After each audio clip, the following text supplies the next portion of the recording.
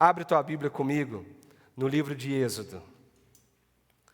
E nós vamos dar continuidade nessa série de mensagens, onde nós estamos caminhando pelo livro de Êxodo e trabalhando a presença de Deus que forma um povo da aliança. Estamos caminhando por esse livro e percebendo como a presença de Deus está formando esse povo, que é o povo da aliança, o povo que tem um compromisso com o Senhor. Hoje nós vamos para o capítulo 16 de Êxodo. Um capítulo tão importante, um capítulo tão forte, tão profundo e que tem tanto para nos ensinar. Para começar a olhar para esse capítulo e entender aquilo que ele tem para nos ensinar, nós vamos ler os 10 primeiros versículos. Êxodo, capítulo 16, do versículo 1 ao versículo 10. Diz assim a palavra do Senhor. Ouça com fé, irmãos, aquilo que o Senhor preparou para falar com você. Partiram de Elim, e toda a congregação dos filhos de Israel veio para o deserto de Sim, que está entre Elim e Sinai, aos 15 dias do segundo mês, depois que saíram da terra do Egito. Toda a congregação dos filhos de Israel murmurou contra Moisés e Arão no deserto. Os filhos de Israel disseram a Moisés e Arão: quem nos dera tivéssemos morrido pela mão do Senhor na terra do Egito, quando estávamos sentados juntos às panelas de carne e comíamos pão à vontade. Pois vocês nos trouxeram a este deserto a fim de matarem de fome toda essa multidão. Então o Senhor disse a Moisés: eis que farei chover do céu pão para vocês, e o povo sairá e recolherá diariamente a porção para cada dia. Eu os porei à prova para ver se andam na minha lei ou não. No sexto dia prepararão o que recolherem, e será o dobro do que recolhem nos outros dias. Então Moisés e Arão disseram a todos os filhos de Israel: hoje à tarde vocês saberão que foi o Senhor quem os tirou da terra do Egito. E pela manhã vocês verão a glória do Senhor, porque Ele ouviu as murmurações de vocês contra o Senhor. Pois quem somos nós para que vocês fiquem murmurando contra nós? Moisés continuou: isso acontecerá quando o Senhor à tarde lhes der carne para comer, e pela manhã pão à vontade, porque o Senhor ouviu as murmurações com que vocês se queixam contra Ele. Pois quem somos nós? Vocês não estão murmurando contra nós, mas contra o Senhor. Então Moisés disse a Arão: diga a toda a congregação dos filhos de Israel: cheguem-se à presença do Senhor, pois Ele ouviu as murmurações de vocês. Enquanto Arão falava, a toda a congregação dos filhos de Israel olharam para o deserto, e eis que a glória do Senhor apareceu na nuvem. Você pode fechar os seus olhos mais uma vez? Peça para o Senhor falar com você.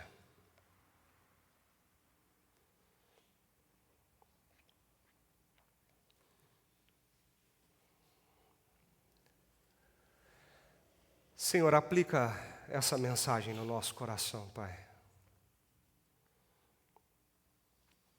Ao olharmos agora para a Tua palavra, nós lemos as Sagradas Escrituras e nós pedimos humildemente para o Senhor: traz a verdade desse texto para a nossa vida, constrange o nosso coração, transforma a nossa história, e que nós possamos aprender para que possamos praticar, que essa mensagem venha tocar no mais profundo do nosso coração hoje.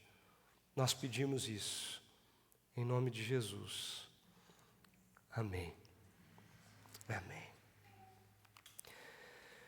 Meus irmãos, existe uma realidade ao nosso redor que ela precisa ser observada com muita urgência.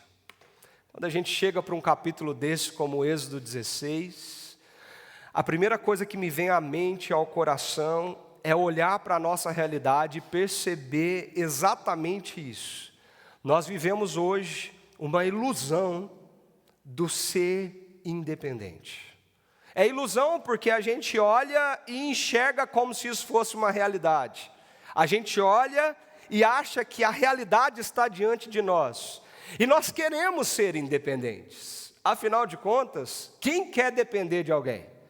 Então essa ilusão está diante de nós o tempo todo e somos convencidos a trilhar esse caminho. Seja independente, busque a sua independência. Você não tem que depender de ninguém. Você não pode ficar precisando dos outros. Você não pode ficar dependendo das pessoas ao seu redor. Nós ouvimos isso quando nós somos pequenos. Nós precisamos estudar, para nós termos um estudo, profissão, para quê? Para que a gente não dependa de ninguém, para que a gente sustente a nossa casa, para que a gente consiga viver essa tal da independência que qualquer adolescente aqui presente tanto sonha.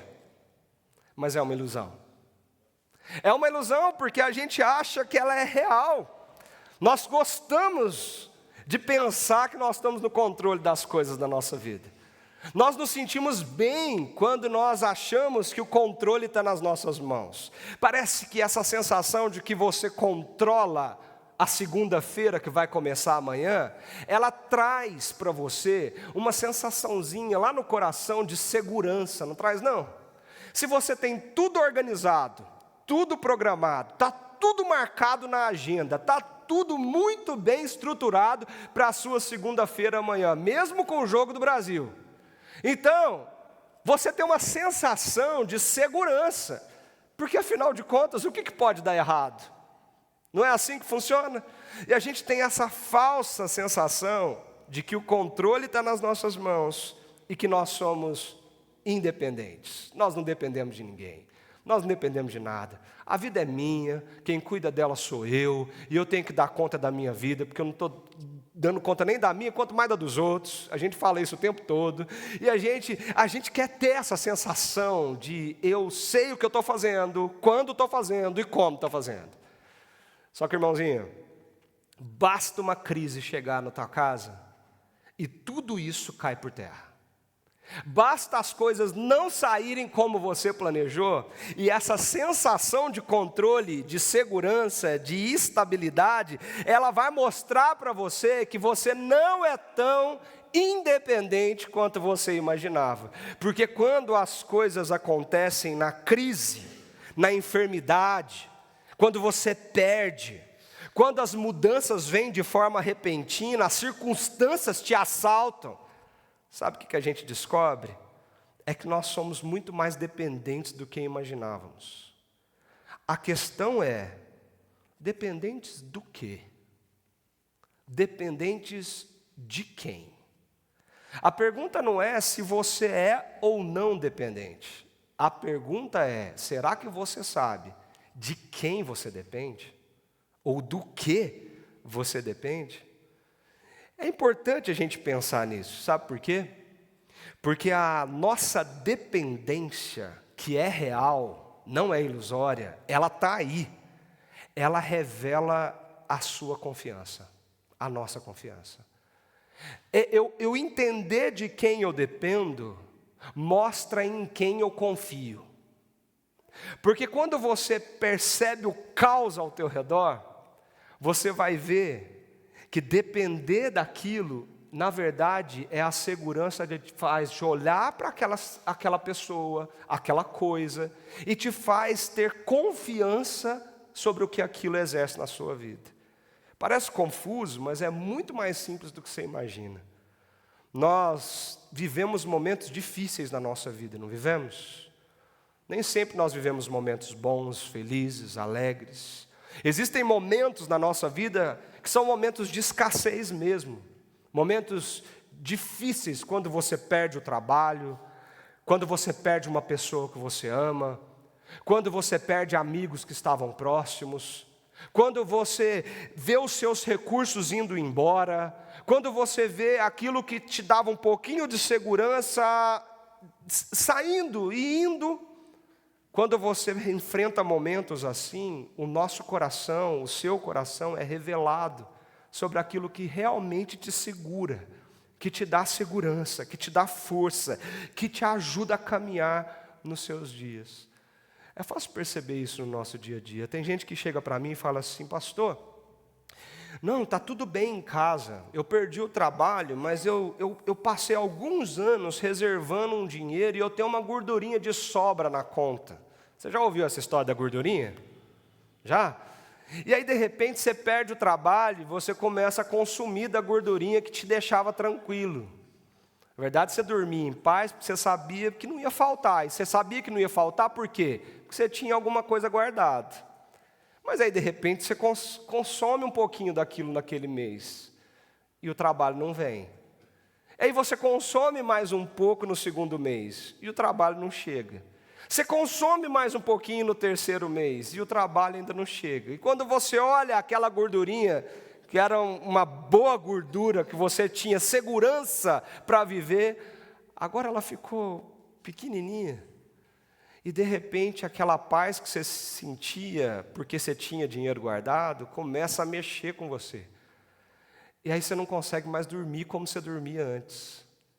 Você não consegue mais ter tranquilidade como você tinha antes. No fundo, você começa a ficar desesperado. Porque aquilo que te trazia um pouquinho de segurança para você viver seus dias tranquilos, está acabando. E quando essas coisas acontecem, é aí que o nosso coração vem à tona.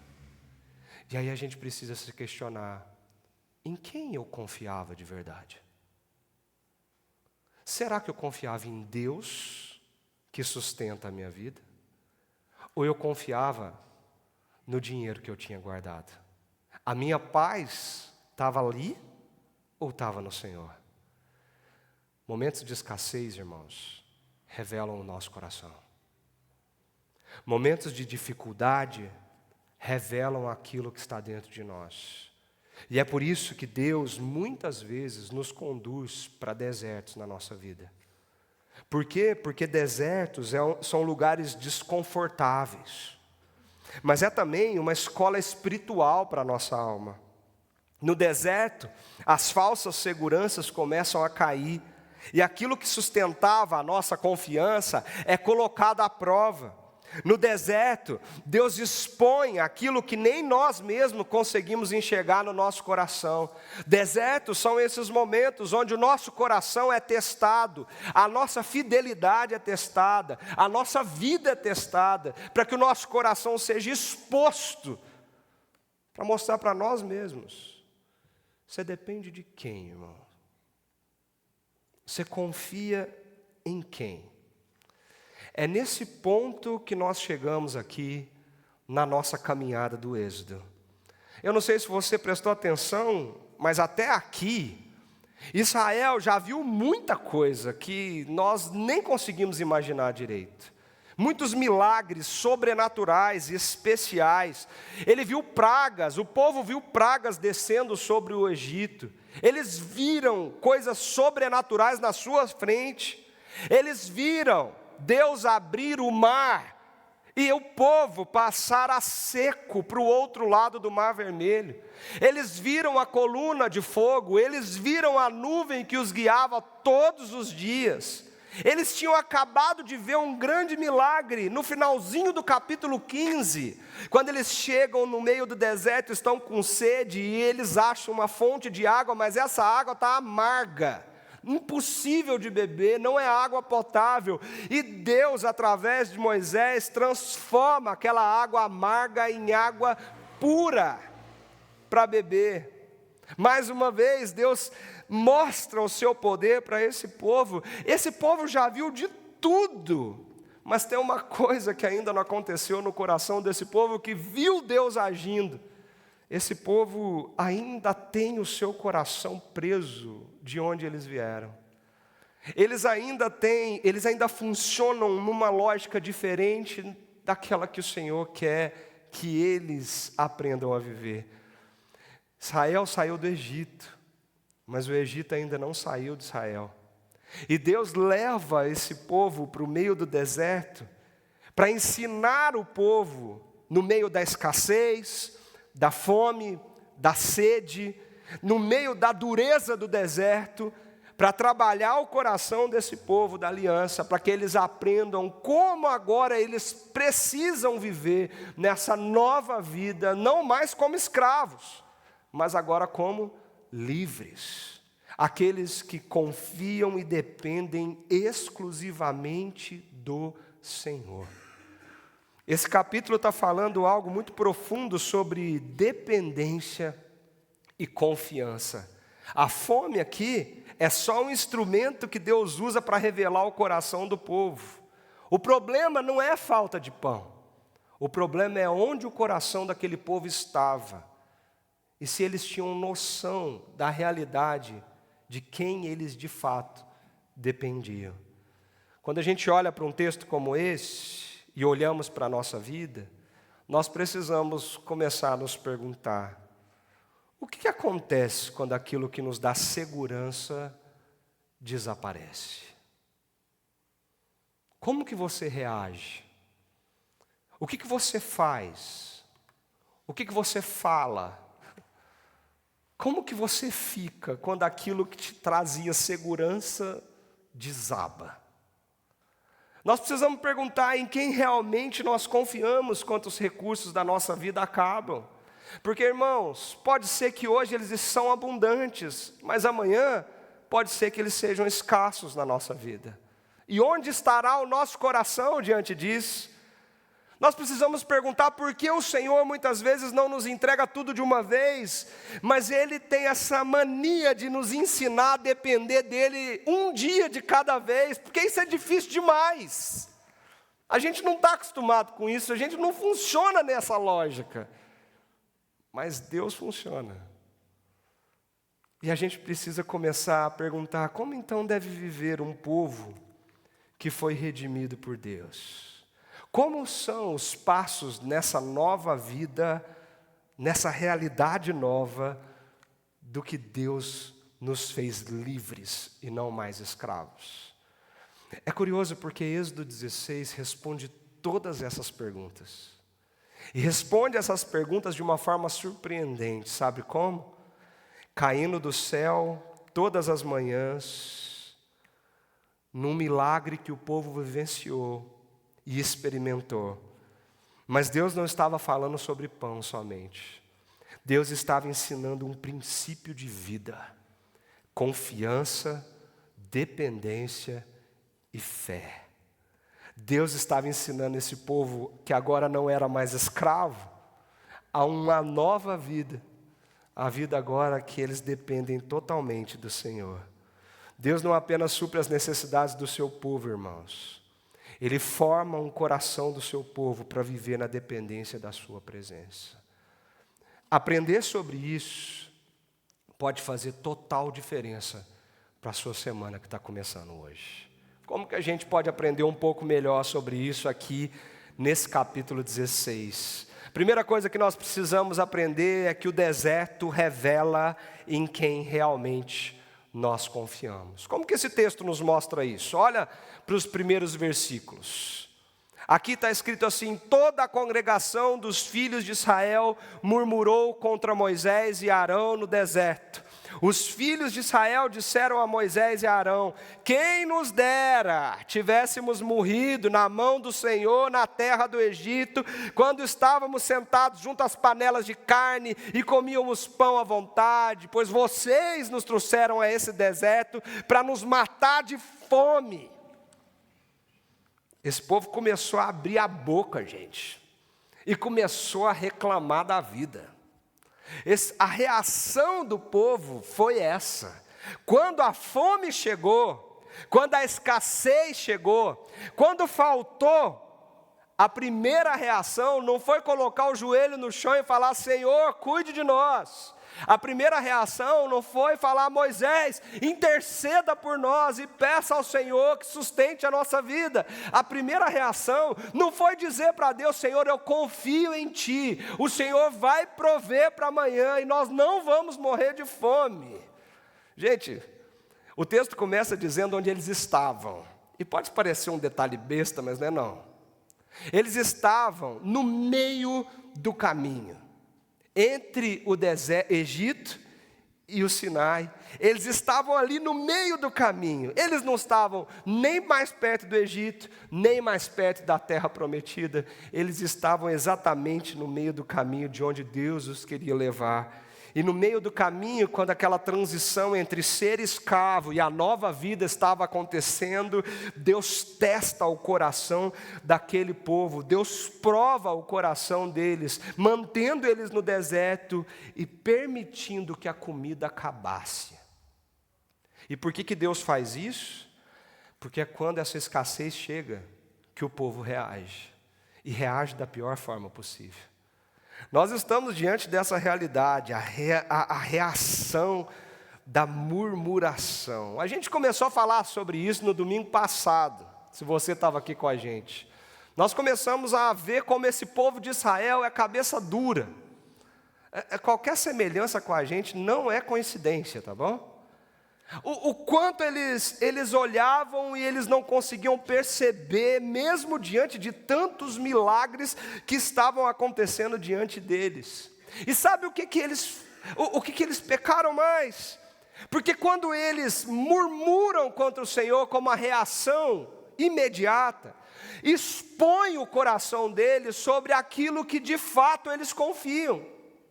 A murmuração deles deixava escancarado que eles não confiavam que Deus iria sustentar a vida deles. A murmuração, ela trabalha na nossa mente de uma forma que a leitura da nossa realidade é distorcida como um todo. Eles distorceram a leitura que eles tinham do passado. Percebam o que eles falam, irmãos. Percebam que eles falam assim: no Egito pelo menos a gente tinha comida. E percebam que eles estão com a visão tão distorcida da realidade que eles viviam, parece que eles esqueceram o que era ser escravo.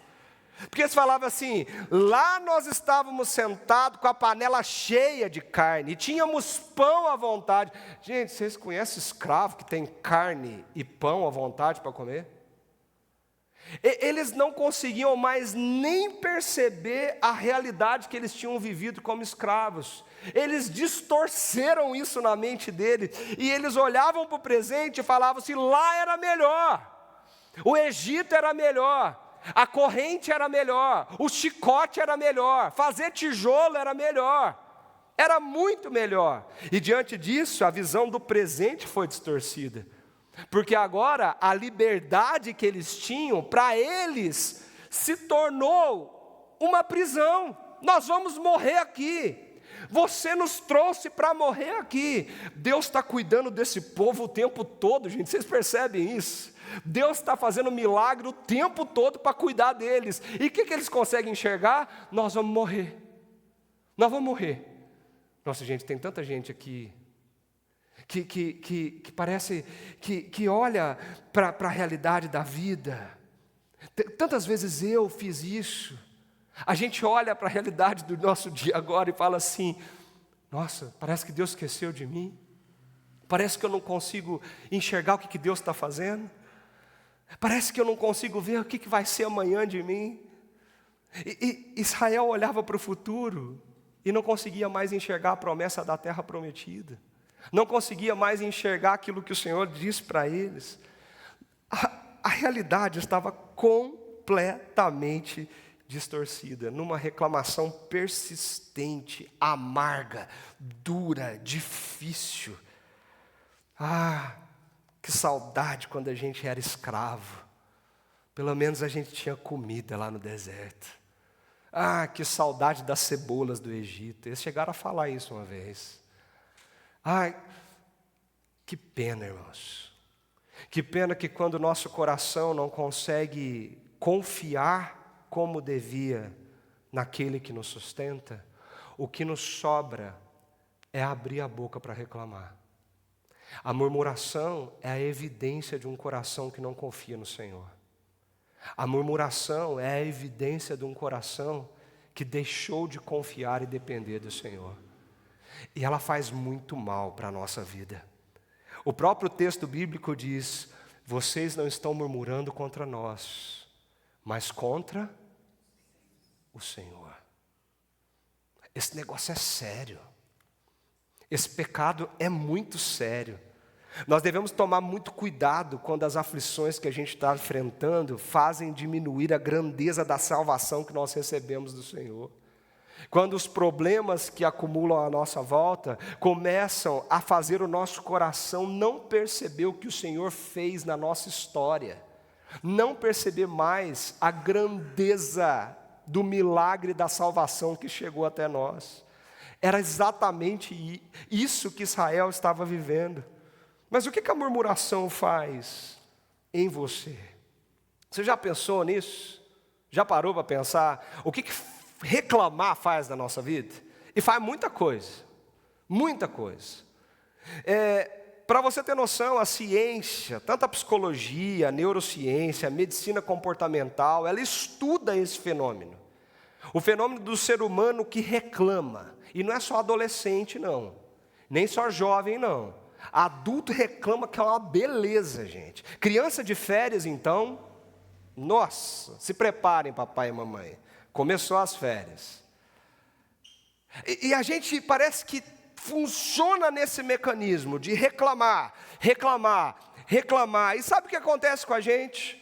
Já existem muitos estudos sérios mostrando que murmurar afeta fisicamente o cérebro e prejudica o corpo de forma sistêmica.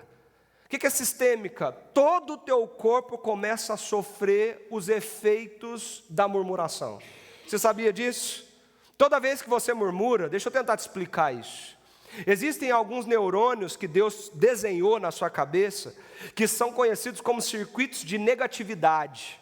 Por quê? Porque no momento que você precisa estar alerta, no perigo, existem aqueles neurônios ligados às coisas boas que você vive, e aqueles que são os neurônios que são circuitos de negatividade, porque você precisa se proteger, então eles te ajudam a te proteger.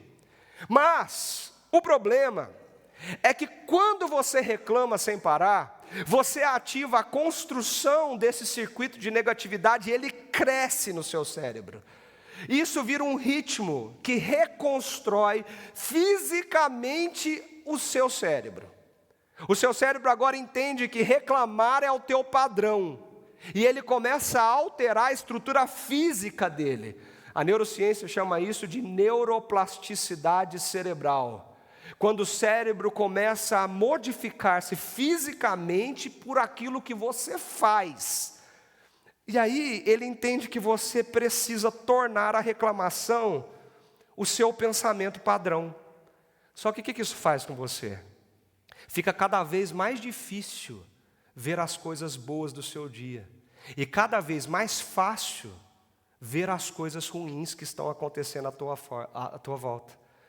Existem estudos da Universidade de Stanford que mostram que a exposição prolongada à murmuração, à reclamação, ela encolhe o hipocampo, que é uma região do nosso cérebro. Ele é especializado na memória, no aprendizado e no raciocínio.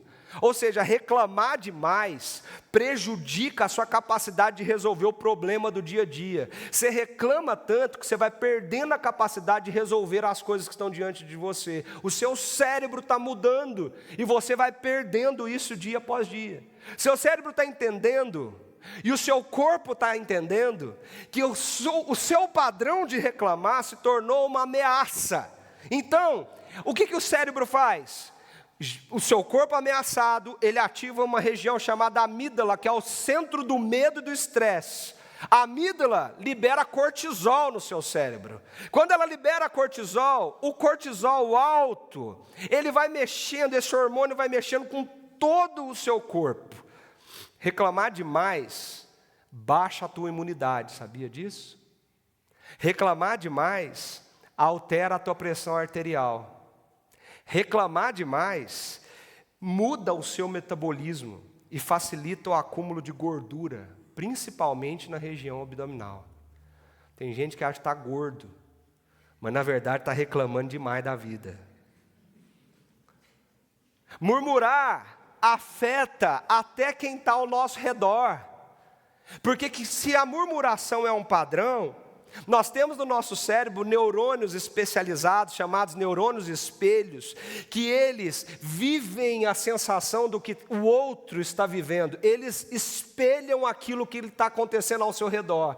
E quando o teu cérebro senta do lado de uma pessoa lá no trabalho que só reclama, só reclama, só reclama, só reclama, só reclama, tudo aquilo passa a ser sentido por você mesmo. Quer perceber como isso é tão realidade? Você já sentou perto de uma pessoa que reclamou na tua cabeça umas 2 horas seguidas? E aí perceba como que você saiu dessa conversa. Exausto. É ou não é? Sabe aquela exaustão que você sente de estar perto de uma pessoa que só reclama? Isso é o seu neurônio espelho, tacando tudo aquilo que você está vivendo para dentro de você. E você começa a viver esse padrão junto com as pessoas à tua volta. Talvez você é a vítima nesse processo, mas talvez você é aquele que reclama e está fazendo todo mundo se sentir mal. Gente, por que eu estou falando tudo isso?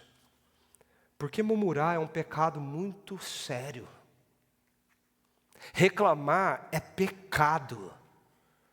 E nós precisamos levar isso a sério. Porque a gente normatiza coisas que não deveriam ser normatizadas. A gente passa a mão em coisa que não deveria passar. A gente fala, não, está tudo bem.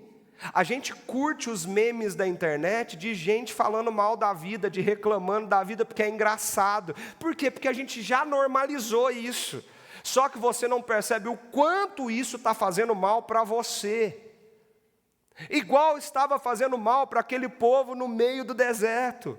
Porque murmurar é evidência de que você não confia em Deus, que você não confia naquele que te sustenta. Reclamar da vida é você dizer, do meu jeito é melhor, Deus não sabe o que está fazendo. Nossa, pastor, eu nunca disse isso. Você não disse isso com as suas palavras, mas com as suas reclamações você está dizendo o tempo todo. Porque se você está reclamando do jeito que Deus está conduzindo a sua vida, com certeza você sabe mais do que Ele. Você sabe o que é melhor, você sabe como proceder de forma melhor. Percebe como isso é sério, irmãos? Percebe como isso é profundo? A questão é que quando Israel chega nesse momento, Israel começa a reagir com murmuração. E esse padrão se torna o dia a dia deles. E eles mal estavam percebendo que era dessa forma que o coração deles estava completamente exposto. Eles tinham saído do Egito, mas continuavam escravos. Eles ainda não aprenderam a depender do Senhor. Eles ainda não aprenderam a confiar no Senhor. Mas esse pecado é sério. Vocês não estão murmurando contra nós, mas contra o Senhor. Meu querido, toda vez que você sentir vontade de abrir a sua boca para reclamar de alguma coisa, lembra desse versículo aqui. Êxodo 16, 8. Vocês estão murmurando contra o Senhor. O curioso é que esse padrão, ele continua ativo no povo. Nós vivemos a mesma coisa. E a pergunta que a gente precisa fazer é: onde está a nossa confiança? Onde está o nosso coração? Êxodo 16 está trabalhando isso. Ele sacode o nosso coração para você parar e pensar: em quem realmente eu confio? E aí vem a resposta de Deus, a murmuração do povo. E agora vem cá, você já sentou perto de uma pessoa resmungona e amarga, não já? Aí essa pessoa só reclama do trabalho dela. Qual que é a sensação que você tem? Ela não merece o trabalho dela, não é? Não é assim? Nossa, essa pessoa não merece o trabalho que tem, porque só reclama.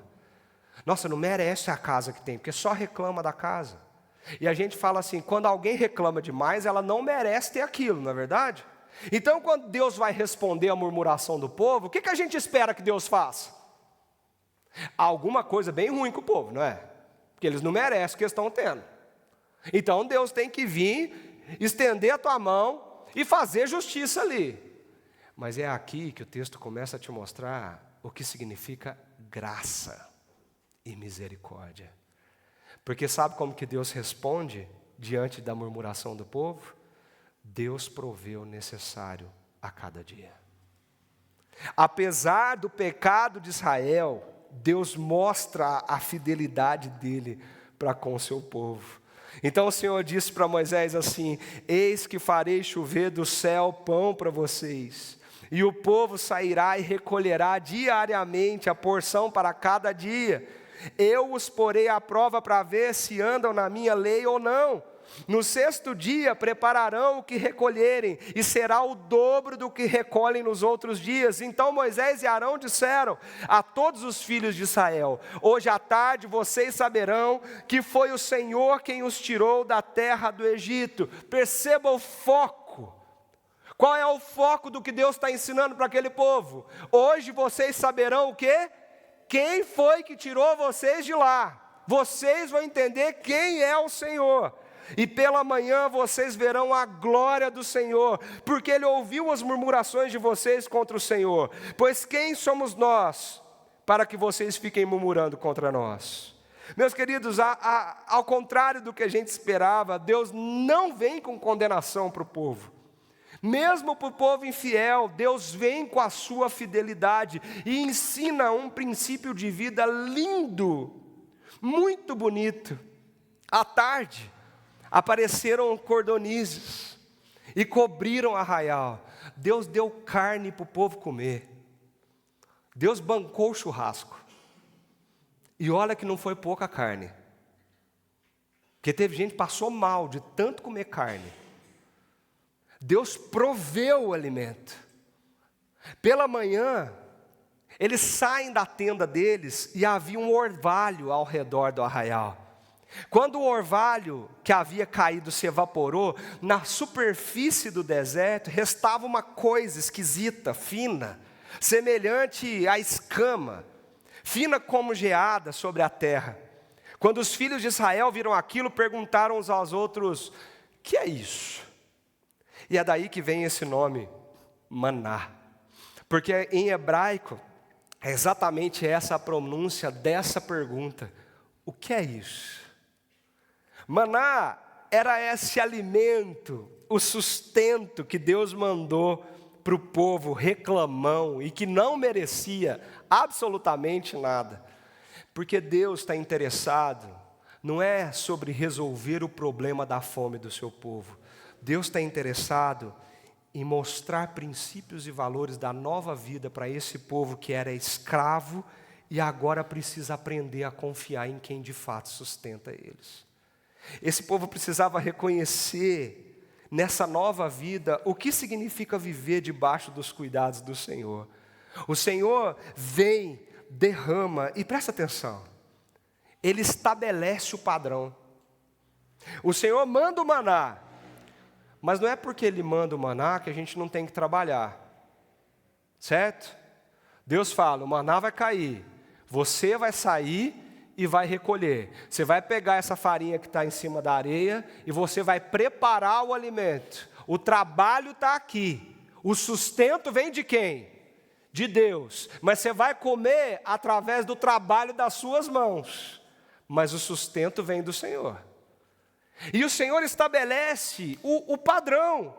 Você vai recolher somente a porção necessária para aquele dia. Você não vai pegar mais. Você vai pegar o suficiente para você para aquele dia. E se você pegar mais, o que vai acontecer? Vai dar bicho. Vai cheirar mal, porque vai apodrecer. E esse é o significado da palavra que surge aqui e que a Bíblia chama de corrupção. Fede, cheira mal, dá bicho. Se você pegar mais, você está levando para dentro da sua casa algo que vai ser corrupção, vai dar bicho, vai apodrecer, vai feder, porque não é o padrão do Senhor para você. Qual é o padrão do Senhor? O povo precisa acordar e confiar que o Deus que sustentou ontem continuará sustentando hoje. É difícil demais isso, não é, gente? Você acorda, você tem aquele tanto de coisa assim, ó. Por que você não pega um pouquinho a mais, guarda num potinho, numa tapoerzinha lá, né? Porque vai que, e se? E como nós somos bons seres humanos, a gente vive sobre essa lógica de não confiar. Todos nós, diante dessa abundância do que Deus derrama, o que a gente quer fazer? A gente quer acumular. Acumular por quê? Porque e se Deus não mandar amanhã? E se Deus não fazer o pão cair amanhã? Vocês acreditam que o povo, eles fizeram isso?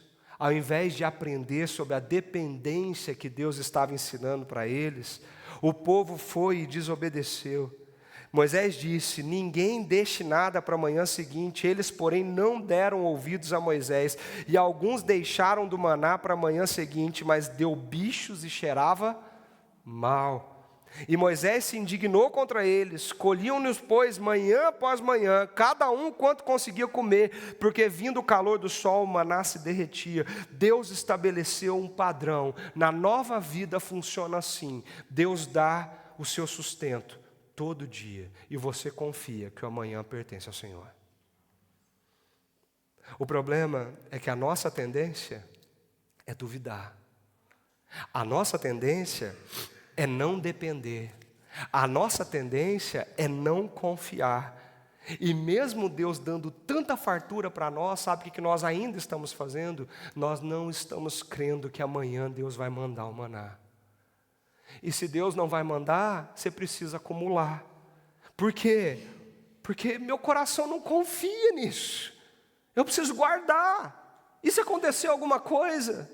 E se eu precisar?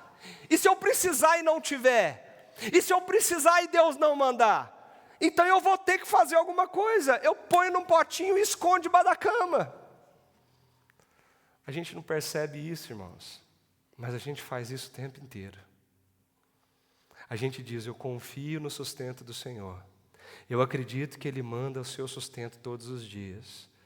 Mas a nossa postura diante de tudo que Deus está nos dando é uma postura de acúmulo. E de achar que tudo que a gente tem é esforço da nossa mão, é resultado do meu suor, ao invés de reconhecer que nós dependemos do Senhor dia após dia. Na nova vida, Deus quer que você deite na sua cama e tenha paz. Porque se você não consegue depender dEle, o resultado disso é ansiedade, é medo, é incerteza. É uma lógica diferente que Deus quer que você viva. E Jesus nos ensinou isso, irmãos. Jesus disse assim quando nos ensinou a orar: que o pão nosso de cada dia nos dê hoje. Jesus está ensinando você a pedir pelo sustento. E quando Ele te ensina a pedir pelo sustento, como Ele te ensina a fazer isso? Senhor, me dê o pão de hoje. Me dê o pão desse dia. Porque amanhã é outro dia. Amanhã é outra situação. Eu estou pedindo para o agora, para hoje. E é bonito perceber que Jesus nos ensinou que o pão é nosso, né? O pão não é meu. Ele não disse: peça assim ao Senhor, que o meu pão desse dia venha hoje.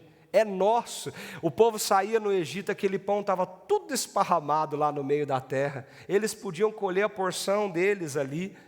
E era o pão, o mesmo pão para todo mundo. Deus está derramando maná todo dia, irmãos. Todo dia Ele continua derramando o pão nosso de cada dia. Sabe por quê? Porque Ele está te ensinando um princípio lindo de vida. Na vida nova do reino de Deus, Ele diz: não se preocupe com a sua vida quanto ao que irão comer ou beber. Sermão do Monte, ele disse isso: nem com o corpo quanto ao que irão vestir. Não é a vida mais do que o alimento, não é o corpo mais que as roupas. Observe as aves dos céus, que não semeiam, que não colhem, nem ajuntam em celeiros. No entanto, o Pai de vocês que está no céu as sustenta. Portanto, não se preocupem dizendo que comeremos, que beberemos, com que nos vestiremos, porque os gentios é que procuram todas essas coisas. O Pai de vocês, que está no céu, sabe que vocês precisam de todas elas.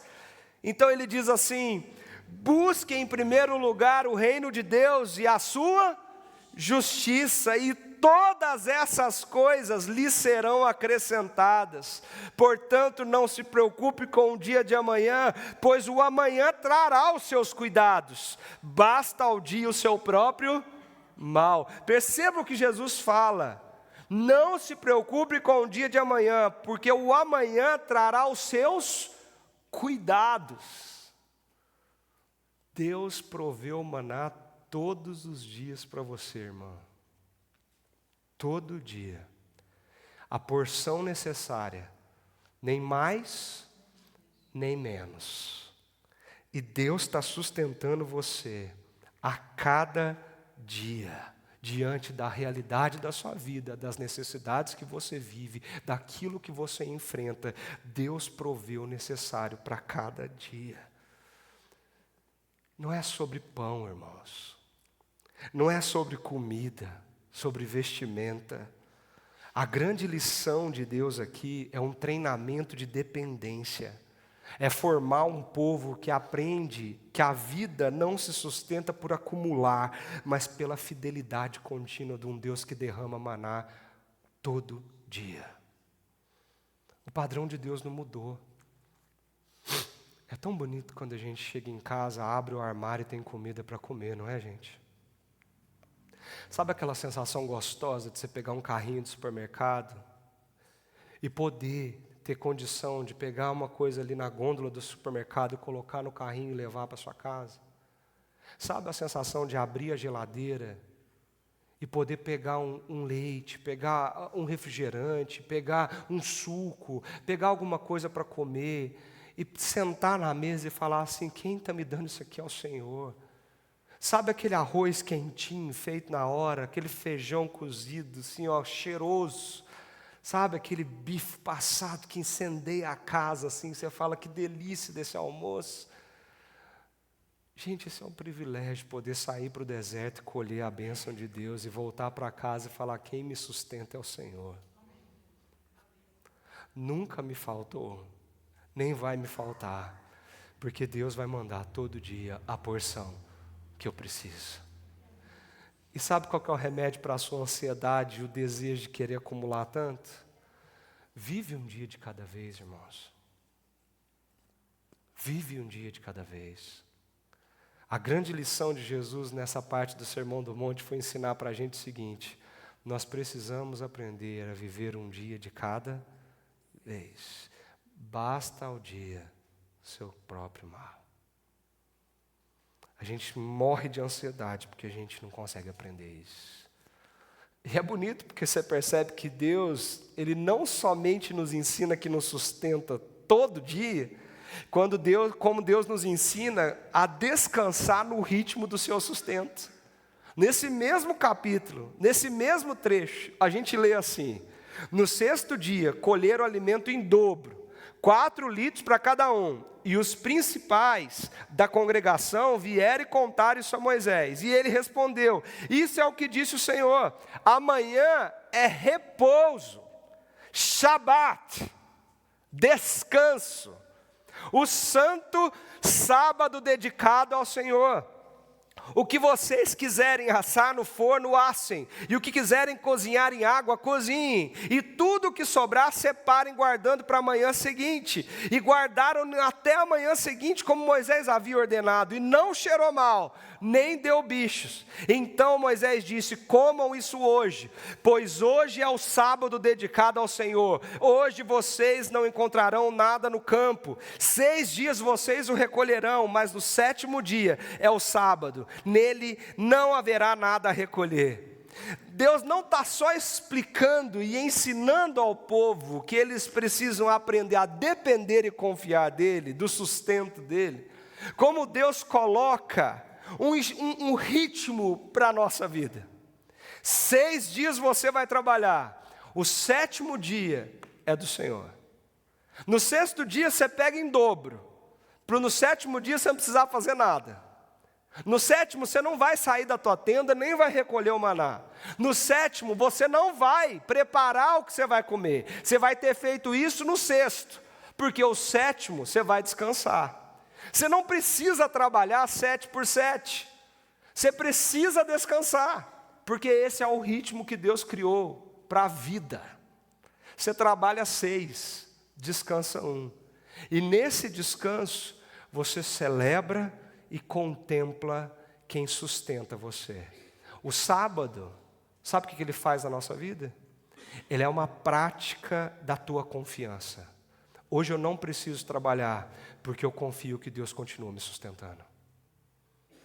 Hoje eu não preciso sair para recolher, porque Deus mandou em dobro ontem. E eu posso ficar tranquilo, porque segunda-feira tem mais. Deus vai mandar amanhã. E sábado aqui, irmãos, não é sobre o nome do dia da semana. Sábado aqui é Shabat. A palavra que traduzida do hebraico para o português é descanso. Não é sobre sábado, o nosso dia da semana. É sobre um dia onde nós reconhecemos o Senhor na nossa vida como sustentador e aquele que provê o tempo todo. Por que Deus nos dá o descanso? Para ensinar para nós que nós podemos sim obedecer e descansar, porque nesse ritmo novo é Ele que provê para nós. É Ele que sustenta a nossa vida. Descansar é obedecer, irmãos. Descansar é obedecer. Descansar é um ato de fé. Esse texto começa Deus falando assim: eu os porei à prova para ver se andam na minha lei ou não. No sexto dia prepararão o que recolherem, e será o dobro do que recolherem nos outros dias. Eu vou pôr à prova esse povo, para ver se eles permanecem na minha lei, se eles aprenderam isso aqui, o novo ritmo para a nova vida. Vocês já perceberam que a gente tem mania de dar nome bonito para pecado? Por exemplo, reclamar está ok, para muita gente, né? Tem gente que acha até divertido isso. Preguiça virou um pecado assim que, estou com preguiça hoje. É pecado, a Bíblia chama de pecado, mas você deu uma normalizada nela também. Tem outras coisas que a gente também normaliza como um pecado aceitável. Para alguns a mentira entra aqui. Um pecado que, dependendo da situação, a gente pode normalizar. E você sabia que a falta de descanso é pecado? E a gente normaliza isso. A gente chama esse pecadinho aceitável de workaholic. Olha que nome bonito. E a gente fala assim um para o outro assim: é que eu sou meio workaholic, pastor. Eu não consigo parar de trabalhar. Isso é pecado, irmão. Porque você acha que se você não fizer 7 por 7, você não vai ter tudo que você precisa. Se você não trabalhar o tempo todo, você não tem tudo que você quer. No fundo, você está confiando em Deus que te sustenta todo dia, ou no teu trabalho que precisa ser constante e sem pausa. O descanso é você falar para o seu corpo: confia no Senhor. Confia no Senhor. Ele proverá para amanhã. E Ele provê. E Ele provê. Nós passamos situações difíceis, nós passamos situações apertadas na vida, mas pergunta por todo mundo que passa por aflição: faltou alguma coisa? Deus deixou faltar alguma coisa? Porque mesmo quando nós olhamos assim e parece que falta, Deus levanta pessoas ao nosso redor para nos sustentar. Um amigo, uma amiga, familiares, a igreja. Deus não deixa faltar. Deus nunca deixou faltar. Ele nunca vai deixar faltar. Não é sobre o quanto você pode trabalhar mais para ter mais e querer mais. É sobre o quanto o teu coração confia que Deus te sustenta e não é você. Então descansa, irmão. Porque você está fazendo mal para você mesmo, pecando contra Deus, não confiando nele. e gerando estresse, ansiedade, medo, incerteza, dúvida e dor no teu coração. O convite do Senhor é: confie em mim, eu sustento você. Pode descansar, porque eu estou cuidando da sua família, da sua casa e do seu coração. Israel murmurou, mas Deus responde com graça, misericórdia e um princípio de vida lindo: eu sustento vocês todos os dias. É curioso, porque mesmo assim algumas pessoas saíram para recolher, mas quando saíram, não acharam nada. Aí então o Senhor disse para Moisés assim: até quando vocês vão se recusar a guardar os meus mandamentos e as minhas leis? Eu vou provar vocês. Aí eles saem: até quando vocês vão se recusar a obedecer? E aí, vejam, o Senhor deu a vocês o sábado, por isso Ele no sexto dia lhes dá alimento para 2 dias. Cada um fique onde está, ninguém saia do seu lugar no 7º dia. E assim o povo entendeu e descansou nesse dia e desfrutou daquilo que o Senhor estava fazendo. Irmãos, que texto lindo, que mensagem bonita esse texto traz para a nossa vida. Amanhã é segunda-feira, amanhã começa tudo de novo. Eu sei que você chega aqui no domingo e já começa a pensar tudo que vai acontecer na próxima semana, quanto trabalho nós temos para fazer amanhã, quanta coisa você tem para resolver, quantos problemas estão diante de você, quantos boletos começam a vencer agora dia 1º, semana que vem, para quem ainda não percebeu. E a gente começa a ficar aflito diante de todas essas situações, e talvez você está se perguntando: o que eu vou fazer, o que eu vou fazer? Eu não sei o que você está enfrentando com clareza de detalhes, mas eu sei do que Deus te trouxe aqui para ouvir. Deus quer que você pare de reclamar, porque isso só demonstra que você não confia nele. Deus quer que você aprenda que na nova vida com Ele, Ele te sustenta na porção diária todos os dias. Então viva um dia de cada vez. E Deus quer que você aprenda que há espaço para viver o ritmo dEle. Então descansa. Descansa, porque Ele está cuidando de você. Descansa, porque Ele está sustentando você, como Ele sempre fez. Mas deixa eu concluir essa mensagem te mostrando uma coisa tão linda desse texto.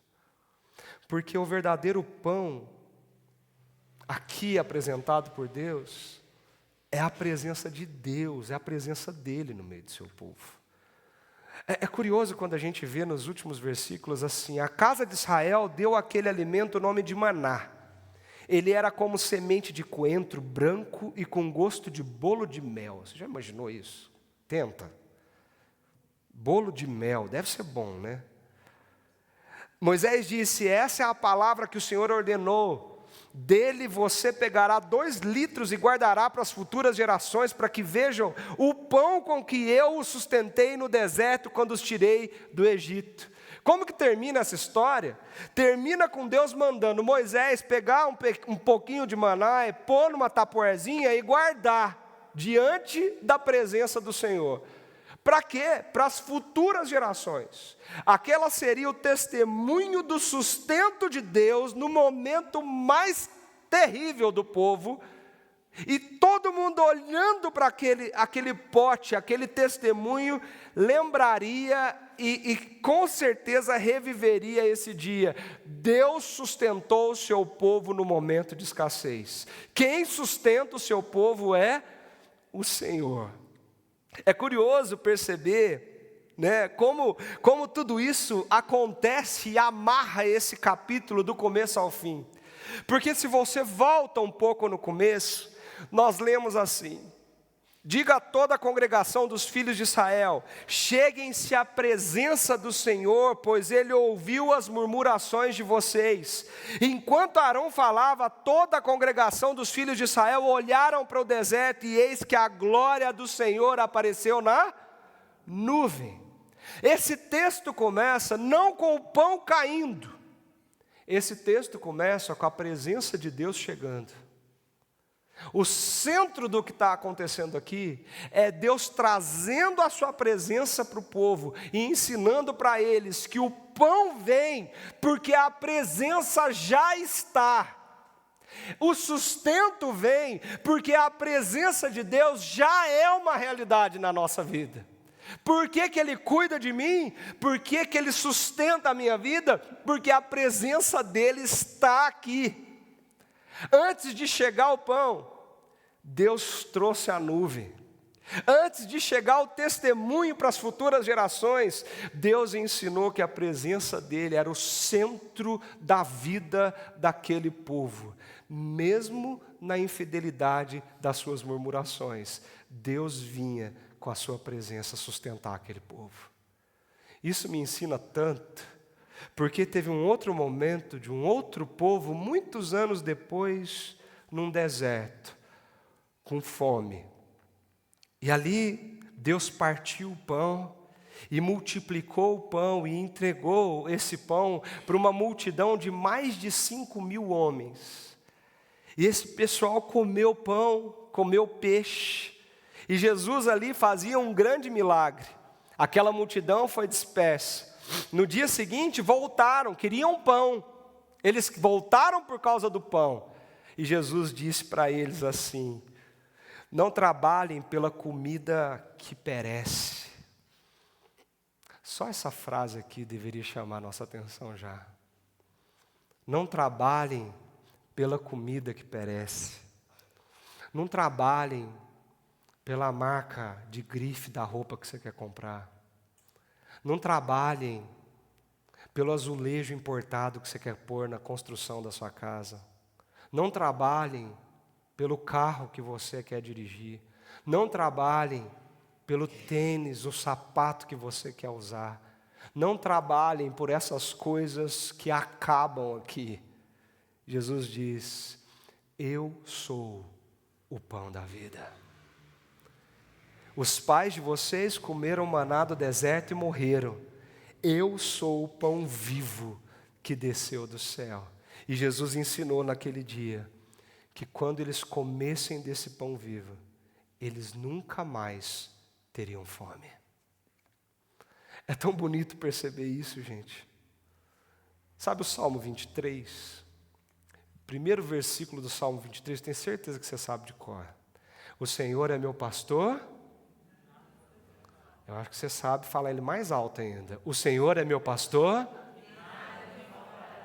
Aí a gente olha para esse versículo e pega e fala assim: o Senhor é meu pastor, então eu vou ter tudo. Nada vai me faltar. Então eu vou ter tudo que eu quero. Não vai faltar nada na minha vida. E a gente começa a distorcer a Bíblia e pregar um monte de heresia em cima desse texto. Mas no hebraico, esse versículo está escrito assim: o Senhor é o meu pastor e Ele não me falta. Porque o mais importante não é o pão, é a presença do Senhor. Porque quando Ele está conosco, nunca falta pão. Então o Senhor é o nosso pastor e Ele nunca vai nos faltar. Independente do que você está vivendo na sua vida, esse é o Deus que te trouxe aqui, para que você entendesse que Ele ama você, que Ele cuida de você, e que Ele quer você confiando e dependendo dEle todo dia. Deixa eu te trazer 5 coisas para você levar para casa para pensar essa semana.